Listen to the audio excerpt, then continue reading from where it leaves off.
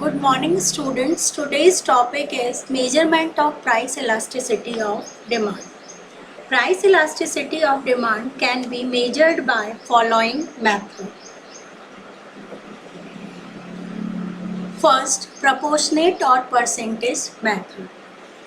In this method, the price elasticity of demand is calculated by dividing the proportionate or percentage change in quantity demanded by proportionate or percentage change in price. ये जो price elasticity of demand को major करने का जो एक पहला method है जिसे हम प्रोपोर्शनेट और परसेंटेज मेथड के नाम से जानते हैं, ये मेथड, इस मेथड के अंदर हम क्या करते हैं कि जो भी हमारी मांग की कीमत होती है, कीमत लोच होती है, जिसे हम हिंदी में कीमत लोच कहते हैं, प्राइस इलास्टिसिटी ऑफ डिमांड, इसको हम जो प्रोपोर्शनेट और percentage change of quantity demanded होता है उसको डिवाइड करते हैं प्रोपोर्शनेट और परसेंटेज चेंज इन प्राइस से। तो हमारा फॉर्मूला बन जाएगा EP इक्वल्स टू प्रोपोर्शनेट और percentage change in quantity demanded upon proportionate change in price. या फिर इसको हम दूसरे तरीके से ऐसे भी लिख सकते हैं, change in demand upon initial demand, change in price upon initial price. अगर सिंबॉलिक फॉर्म में लिखे तो हम लिख सकते हैं Q1 minus Q upon Q upon P1 minus P upon P। या फिर इसको एक दूसरे तरीके से लिख सकते हैं, change Q upon Q upon change P upon P। या फिर इसे एक और तरीके से सॉल्व करके लिख सकते हैं, change Q upon change P into P upon Q। अब यहाँ पर EP जो है प्राइस इलास्टिसिटी ऑफ डिमांड है, Q इनिशियल डिमांड है यानी जो पहले हमारी डिमांड थी, P इनिशियल प्राइस है, Q1 न्यू डिमांड है, P1 न्यू प्राइस है, चेंज Q जो हमारी माइनस करने से आएगी वो चेंज इन डिमांड होगी और प्राइस में जो माइनस करने से आएगी वो चेंज इन प्राइस होगी। ठीक है, P1 माइनस P जो आएगा वो हमारा चेंज प्राइस होगा और Q1 माइनस Q जो आएगा वो हमारा चेंज Q होगा। अब इसे हम एग्जाम्पल से समझ सकते हैं, आपकी बुक का एग्जाम्पल ही ले लेते हैं अपन। If price of some good is 100 rupees per kg, then the quantity demanded is 250 gram. When the price falls to ₹50, then the quantity demanded increases to 750 grams. Calculate price elasticity of demand by percentage method. अब आपको formula मालूम है तो सबसे पहले तो अपन ये देखेंगे कि P क्या है, P1 क्या है, चेंज P क्या है, Q क्या है, Q1 क्या है और चेंज Q क्या है। तो देखो सबसे पहले आपके दिया हुआ है कि जब कोई गुड की कीमत 100 रुपीज़ पर kg थी तो हम कितना ले रहे थे, 250 ग्राम ले रहे थे। और जब उसकी प्राइस घट गई यानी 100 से वो 50 पे आ गई तो हम उसकी कितनी क्वांटिटी लेने लग गए, 750 ग्राम लेने लग गए। तो यहाँ पे हमारी इनिशियल प्राइस क्या होगी, 100 और चेंज प्राइस P1 क्या होगी, जिसे हम न्यू प्राइस कहते हैं, न्यू प्राइस हमारी होगी 50। अब चेंज प्राइस हमारी क्या निकलेगी, 100 माइनस 50, तो हमारी क्या आ जाएगी, 50 आ जाएगी। फिर Q हमारा होगा 250, Q1 750 ग्राम और चेंज Q हमारा क्या निकलेगा, 750 में से 250 को माइनस कर देंगे तो हमारा आ जाएगा 500। अब यहाँ पर बच्चों इसको आप फॉर्मूले में पुट करोगे, फॉर्मूला जो आपका दिया हुआ था change Q upon change P into P upon Q। तो इसमें आपके फॉर्मूले में आप पुट करोगे तो आपका आएगा 500 अपॉन 250 डिवाइडेड बाय 50 अपॉन 100। फिर आप इसको चेंज करके लिखोगे तो आपका आ जाएगा 500 अपॉन 250 इंटू 100 अपॉन 50 और इसको जब आप सॉल्व करेंगे तो आपका आ जाएगा 4 आंसर। तो इस तरीके से ये आपका जो मेथड था ये परसेंटेज मेथड था। नेक्स्ट मेथड है हमारा ज्योमेट्रिक मेथड और point elasticity method. Geometric method or point elasticity method. Geometric method measures price elasticity of demand at a point on the demand curve. It is also called point method. In the figure 4.6, AB is a straight line demand function. P is the midpoint which divide the demand curve in two segments, PB lower segment and PA upper segment. Geometric method जो होता है बच्चों, इसके अंदर हम देखते हैं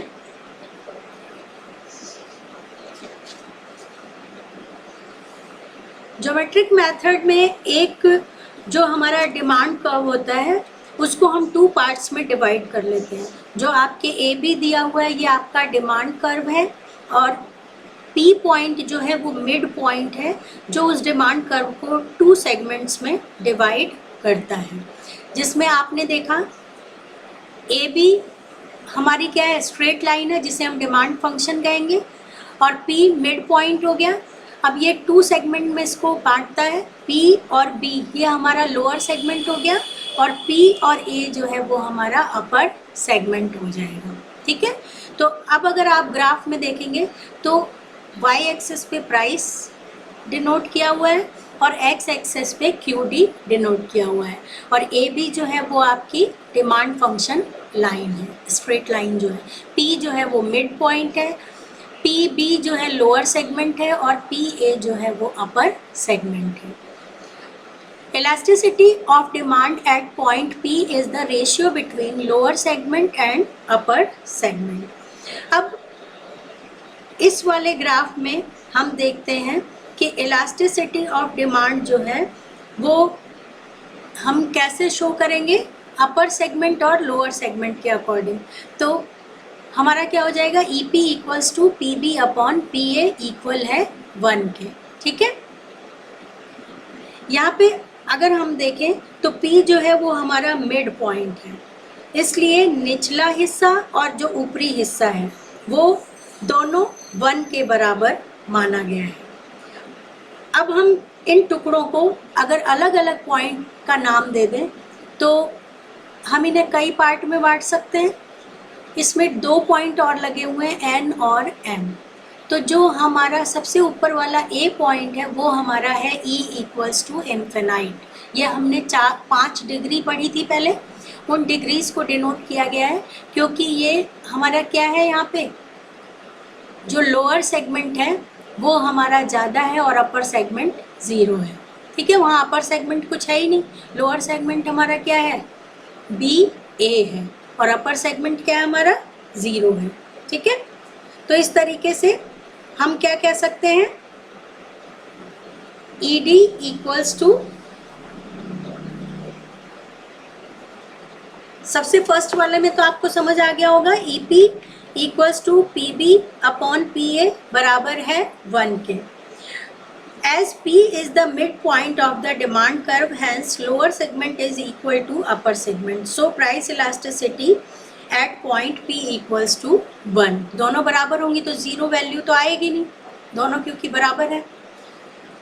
If we have to measure price elasticity at point M, अब आपको M पॉइंट दिख रहा है, इस M पॉइंट पे अगर हम देखें तो 2 सेगमेंट कैसे बनेंगे हमारे, 2 सेगमेंट बनेंगे हमारे एम बी अपॉन एम ए.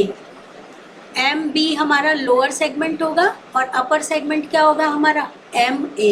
यानी यहाँ पर हमारा अपर सेगमेंट ज़्यादा है और लोअर सेगमेंट कम है. तो यहाँ पे हम क्या लिखेंगे, M B upon M A less than 1 से कम है. फिर नेक्स्ट हम देखते हैं पॉइंट बी पे अगर हम देखें E P at point B तो हमें क्या देखने को मिलेगा, लोअर सेगमेंट 0 और अपर सेगमेंट ए बी. तो यहाँ पर प्राइस इलास्टिसिटी हमारी कैसी होगी, 0 होगी. यानी 2 पॉइंट ऐसे हैं, ए पॉइंट और बी पॉइंट, इन दोनों पर ही हमें, ये एक इमेजिनरी कंडीशन है. E P equals to infinite और ई पी इक्वल्स टू 0, ये दोनों इमेजिनरी माने गए हैं. ये मैंने आपको डिग्रीज में पढ़ा दिया था. ये जो बीच की 3 कंडीशन है उसके बाद ये जो बीच की 3 कंडीशंस हैं, जिसे हम EP greater than 1, EP equals to 1 और EP लेस देन 1, इन 3 कंडीशन को ही हमारी इकोनॉमी में हम देखते हैं या फिर हमें मार्केट में दिखाई देती हैं। तो अब हम नेक्स्ट पॉइंट पढ़ेंगे, EP at point N point पे बच्चों आप ग्राफ में देखेंगे, N पॉइंट पे आप सेगमेंट बना सकते हैं। लोअर सेगमेंट हमारा क्या होगा, NB, और अपर सेगमेंट हमारा क्या होगा, NA। ठीक है, तो NB अपॉन NA, क्योंकि फॉर्मूला होता है ज्योमेट्रिक मेथड का, क्या फॉर्मूला होता है, lower segment upon upper segment. तो लोअर सेगमेंट हमारा क्या बन गया, NB, और अपर सेगमेंट हमारा है NA। यहाँ पे कंडीशन बनेगी EP ग्रेटर देन 1। फिर EP at point A, point A पे हम देखते हैं तो EP इक्वल्स टू इन्फिनाइट होगा, क्योंकि लोअर सेगमेंट तो हमारा बड़ा है, ठीक है, DA है, और अपर सेगमेंट जो हमारा है वो 0 है। ठीक है, फिर हम देखते हैं थर्ड हमारा मेथड है total expenditure method. According to this method, price elasticity is calculated on basis of change in total expenditure due to change in price. Marshall categorized price elasticity of demand in 3 types: elastic demand, unitary elastic demand और inelastic demand. ये तीनों condition हमने पहले भी पढ़ ली थी, तो इसको समझने में हमें कोई प्रॉब्लम नहीं आएगी। टोटल एक्सपेंडिचर मेथड जो होता है बच्चों, नाम से पता चल रहा है खर्चा, एक्सपेंडिचर, तो इसमें खर्चे को कैलकुलेट करके हम प्राइस इलास्टिसिटी को निकाल सकते हैं। और मार्शल जो थे उन्होंने इस मेथड को 3 टाइप में डिवाइड किया था। ठीक है,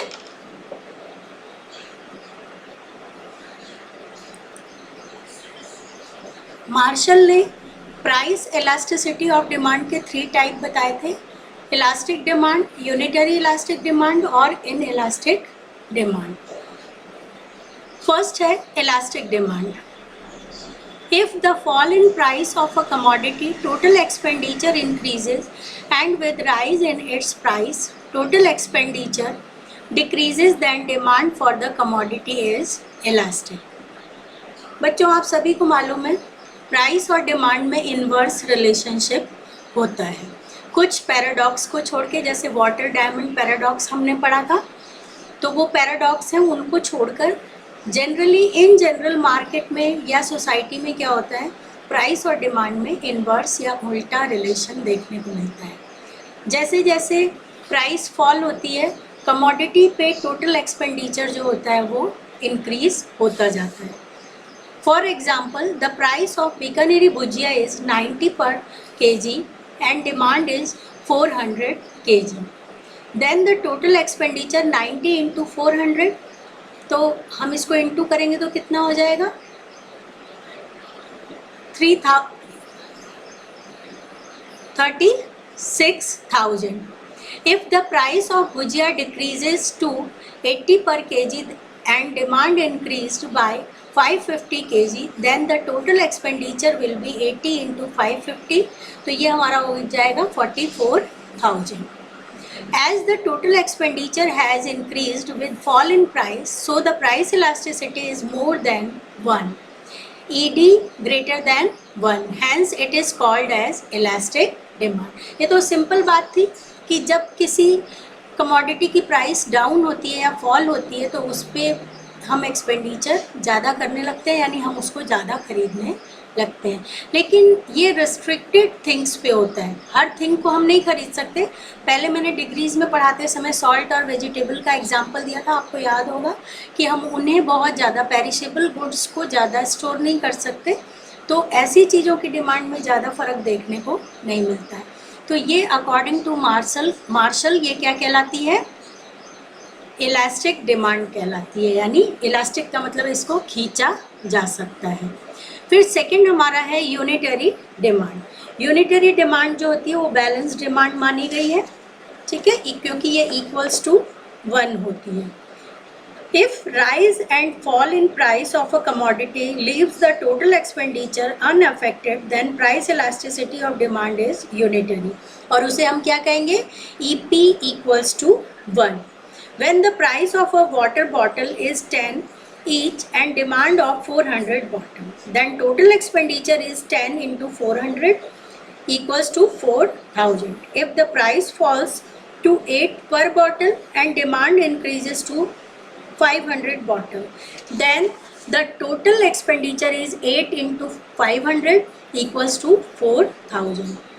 तो यहाँ पे हमने क्या देखा कि जो यूनिटरी डिमांड होती है उसमें प्राइस के राइज और फॉल होने से टोटल एक्सपेंडिचर जो होता है उस पर कोई इफेक्ट हमें देखने को नहीं मिलता है, क्योंकि जब प्राइस ज़्यादा होगी तो हम कमोडिटी कम खरीदेंगे, जब कम होगी तो कमोडिटी ज़्यादा खरीदेंगे, तो इनटू करेंगे तो हमारी जो वो अमाउंट आएगा वो सेम ही आएगा। इसलिए यहाँ पर इलास्टिसिटी और डिमांड जो होती है वो किसके बराबर होती है? इक्वल्स टू 1 के बराबर होती है, और इसे ही बैलेंस डिमांड के नाम से जाना जाता है।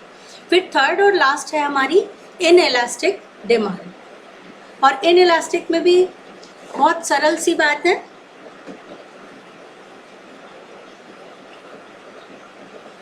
इनइलास्टिक डिमांड के अंदर अगर हम देखें तो हम कह सकते हैं कि इनइलास्टिक डिमांड जो हमारी होती है, inelastic demand if fall in price of a commodity causes total expenditure on a commodity to decrease, while on contrary rise in price causes total expenditure on a commodity to increase, then demand for a commodity is inelastic or less than 1. अब यहाँ पे आपने देखा है कि जब less than 1 से elasticity less than 1 होती है तो उसे हम क्या कहेंगे? इनइलास्टिक डिमांड कहेंगे, बेलोचदार मांग कहते हैं इसे। और इसमें अगर हम देखें तो बेलोचदार मांग के अंदर अगर थोड़ी भी कीमत कम होती है तो जो टोटल एक्सपेंडिचर होता है वो कम हो जाता है, या कीमत में थोड़ी सी भी वृद्धि होती है या राइज होता है तो हमारा टोटल एक्सपेंडिचर भी तुरंत बढ़ जाता है। इसमें एग्जाम्पल आपके सॉल्ट का दिया हुआ है कि अगर सॉल्ट 10 रुपीज़ पर केजी है तो 100 केजी 100 केजी हम मांग रहे हैं, तो 10 इंटू 100 इक्वल्स टू हो जाएगा 1000। अब अगर सॉल्ट की कीमत घट जाती है तो जो सॉल्ट की डिमांड होगी वो बढ़ जाएगी, वो कितनी बढ़ेगी? 110 हो जाएगी। तो जो हमारा सॉल्ट पे किया गया एक्सपेंडिचर होगा वो हमारा कितना हो जाएगा? 8 इंटू 110, तो वो हमारा टोटल एक्सपेंडिचर कितना आएगा? 880। तो इस तरीके से हम देखते हैं कि ये 1 से कम होगी, इसलिए इसे हम इनइलास्टिक डिमांड कहते हैं। So the conclude, elastic demand is when change in total expenditure is an opposite direction to change in price, whereas in elastic demand change in total expenditure is in the same direction as the change in price in unitary elastic demand. Change in price causes no change in total expenditure. The main limitation of this method is that we can only find whether elasticity is more. The actual measurement is not possible in a numerical value.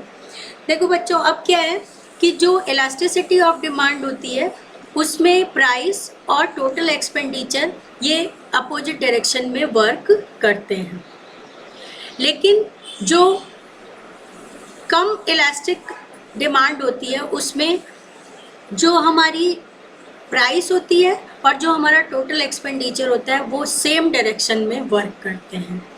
और जब price elasticity of demand 1 के बराबर होती है तो हमारा total expenditure बदलता नहीं है। ये जो मेथड है हमारा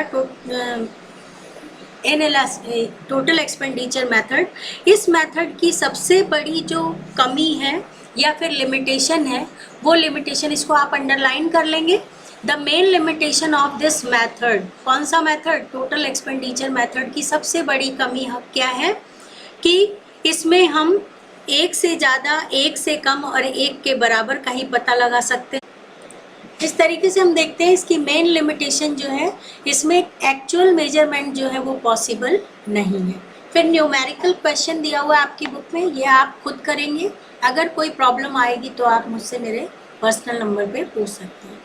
फिर लास्ट है आर्क मेथड। आर्क मेथड को सीबीएसई की बुक में बच्चों पॉइंट मेथड और ज्योमेट्रिक मेथड भी कहते हैं। जो आपने पीछे पढ़ा था ज्योमेट्रिक मेथड, उसका अनदर नेम आर्क मेथड भी कहलाता है, लेकिन आपकी आरबीएससी की बुक में ये आर्क मेथड अलग से दिया हुआ है। इसमें ज़्यादा कुछ जानने का नहीं है। इसके अंदर क्या है, जब वाइड गैप होता है डेटा के अंदर, क्वांटिटी डिमांडेड और प्राइस इलास्टिसिटी के डेटा में जब बहुत गैप होता है तो इस मेथड का यूज़ किया जाता है। इसमें सेगमेंट और पार्ट डिमांड कर्व पे डिवाइड कर दिए जाते हैं और 2 पॉइंट के अंदर डिमांड कर्व को बांटकर इसमें सेगमेंट्स के अंडर में स्टडी की जाती है। तो आपको अपनी बुक के अकॉर्डिंग जितना दिया हुआ है उतना ही पढ़ना है, लेकिन आपकी नॉलेज के लिए मैं बता देती हूँ कि आर्क मेथड जो है इसको पॉइंट मेथड और ज्योमेट्रिक मेथड भी कहते हैं। Now I am explaining the last topic of this chapter, determinants of price elasticity of demand. Price elasticity of demand depends on following factors. First, nature of the commodity. Price elasticity जो होती है वो commodity की nature पे depend करती है। Commodity की nature जैसी होगी उसके अकॉर्डिंग ही हम क्या करते हैं, इलास्टिसिटी को नापते हैं या मेजर करते हैं। बच्चों आपको मालूम है elasticity of demand of a commodity is influenced by it's nature. A commodity for a person may be necessity, a comfort और अ लग्जरी, लेकिन वही कमोडिटी दूसरे के लिए नेसेसिटी हो सकती है। When a commodity is a necessity like food grain, vegetable, medicine, etc., its demand is generally inelastic as it is required for human survival and its demand does not fluctuate much with change in price. पता चल गया आपको कि अगर कोई सामान हमारे लिए नेसेसरी है तो वो चाहे कितना भी महंगा क्यों ना हो जाए, हम उस सामान को यूज़ करते जाते हैं। ठीक है, जैसे खाना हम नहीं छोड़ सकते, बीमार है तो दवाई हम नहीं छोड़ सकते, तो उनकी जो इलास्टिसिटी होती है वो कैसी होगी, EP less than 1। The price elasticity of comfortable item is unitary as with the change in price of total expenditure or these good remains the same। और जो luxurious item होते हैं, comfort के लिए होते हैं, उनकी elasticity ऑफ डिमांड कैसी होती है, EP इक्वल्स टू 1, क्योंकि उन्हें हम प्राइस के कम और ज़्यादा होने पर डिमांड में फ़र्क हमें देखने को मिलता है। फिर सेकंड आपका पॉइंट दिया हुआ है availability of substitution. Availability of substitution के अंदर आप देखेंगे बच्चों, ये बहुत सिंपल सी बात है, demand for a commodity with large number of substitute will be more elastic. For example, जैसे अगर हम पेप्सी खरीदते हैं और पेप्सी के बजाय कोक जो होगा वो अगर सस्ता हो जाएगा तो हम पेप्सी को छोड़ के कोक को पीने लगेंगे। ठीक है, जैसे चाय कॉफ़ी है, सब्स्टिट्यूट जिसके अवेलेबल हैं उसकी प्राइस में अगर फ़र्क देखने को मिलता है तो उससे भी हमारी जो डिमांड होती है वो अफेक्टेड होती है। ठीक है, फिर नेक्स्ट हमारा है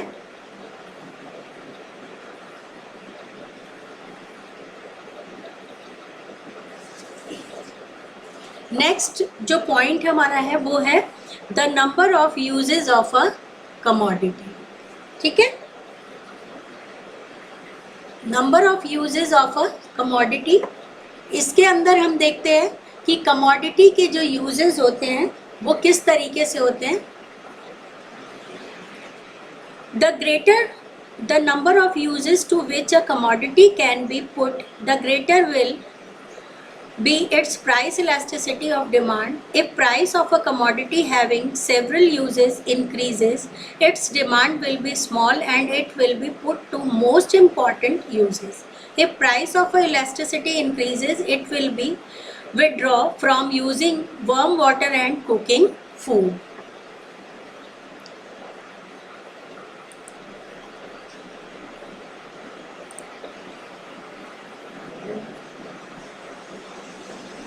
थर्ड पॉइंट का मतलब ये है कि जब एक ही कमोडिटी का बहुत सारा यूज़ होता है तो भी उस कमोडिटी की कीमत जो होती है या फिर प्राइस जो होती है वो बहुत बढ़ जाती है।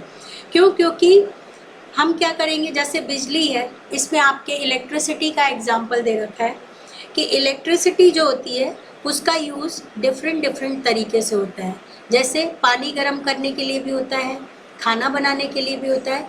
तो अगर इलेक्ट्रिसिटी के बिल में इंक्रीज़ हो जाएगा या फिर बढ़ जाएगा तो हम क्या करेंगे, लाइट का यूज़ पानी गर्म करने में या खाना बनाने में नहीं करते हैं। यानी प्राइस के बढ़ने या घटने से एक ही सामान का अगर डिफरेंट यूज़ है तो उन यूजेस को हम कंट्रोल कर सकते हैं।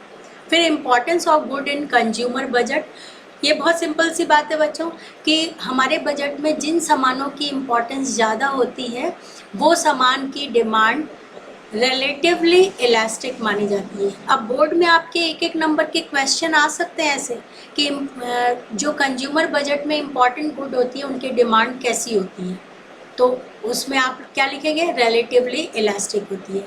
ऊपर थर्ड पॉइंट में कैसी डिमांड होगी, सेकंड वाले में कैसी होगी, इनसे क्वेश्चन बन सकते हैं।